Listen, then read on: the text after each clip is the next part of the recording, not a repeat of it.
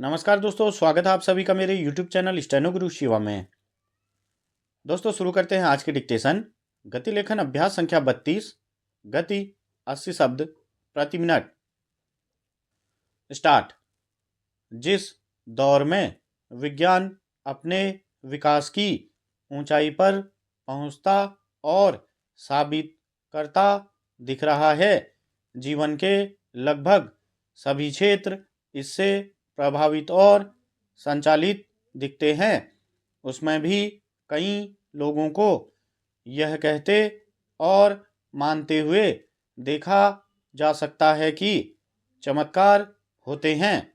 तांत्रिकों या बाबाओं के चमत्कारों को सही मानने वाले लोग हमें अपने आसपास ही मिल सकते हैं, मगर इससे इतर एक दूसरे मोर्चे पर चमत्कार अलग तरीके से जगह पा रहा है। विज्ञान के जरिए चमत्कार, हालांकि पहले भी जो चमत्कार होते रहे उसके पीछे विज्ञान ही रहा। बस समस्या यह रही कि उन चमत्कारों में विज्ञान को पर्दे के पीछे रखा गया। दरअसल विज्ञान की दुनिया में जगह बनाने के लिए मेहनत करनी जरूरी है। फिर बहुत से चमत्कार किए जा सकते हैं। दूसरी ओर इस सवाल का भी जवाब मिलना चाहिए कि विज्ञान के ज्ञान और चमत्कारों से मानवता का भला किस हद तक हो पाया। मौजूदा उदाहरण कृत्रिम बुद्धिमत्ता है, जिससे परेशान होने की खबरें आनी शुरू हो गई हैं।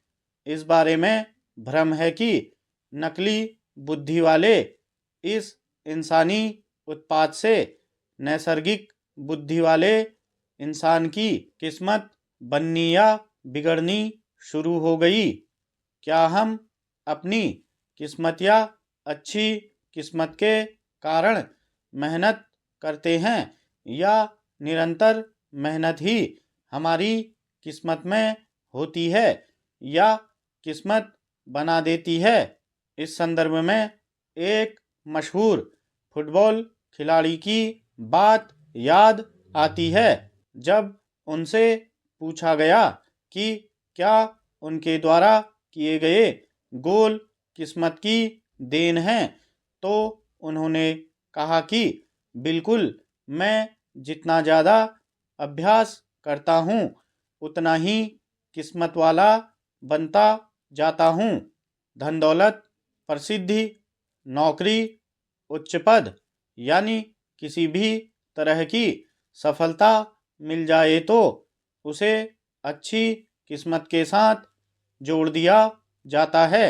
एक नन्ही सी जान के रूप में सभी बच्चे हर तरह की संभावना लेकर दुनिया में जन्म लेते हैं। वे ऊर्जा से भरे होते हैं। ज्यों-ज्यों उनका विकास होता है, अलग अलग तरह के पारिवारिक माहौल, वित्तीय स्थिति, शिक्षा से उनमें विचार उगते हैं।